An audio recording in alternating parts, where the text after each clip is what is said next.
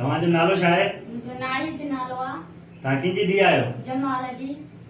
तव्हांजे मुड़ुस जो नालो छा आहे? अब्दुल लतीफ। तव्हां काथे शादी कई आहे? कराची सिटी कोर्ट में। तव्हांजी उमिरि घणी आहे? 18 खां 20 साल। अब्दुल लतीफ तव्हांजो छा थींदो आहे? मुंहिंजो फुफाट आहे। तव्हां कंहिंजे चवण या ज़ोर ज़बरदस्तीअ सां निकिता आहियो? पंहिंजी राज़ ख़ुशीअ सां निकिता आहियां। बालिकान खां मूंखे कंहिं अगवा कयो आहे, कुझु न, पंहिंजी राज़ ख़ुशीअ सां अब्दुल लतीफ सां मूं निकाह कयो आहे। तव्हां शादी कई आहे, तव्हांखे कंहिंमो ख़तरो आहे? मुंहिंजे पीउ जमाल मां, असांजे वॾेरो सरवर मां, मुंहिंजे मामे बशीर मां, ऐं खादिम राजर मां, ऐं रुस्तम मां, आदम मां, इन्हनि मां असांखे ख़तरो आहे। मूंखे मुंहिंजे मुड़ुस ते केस थिए उहो पूरो दाख़िल करे वञे। तव्हां कंहिंखे अपील करण था चाहियो?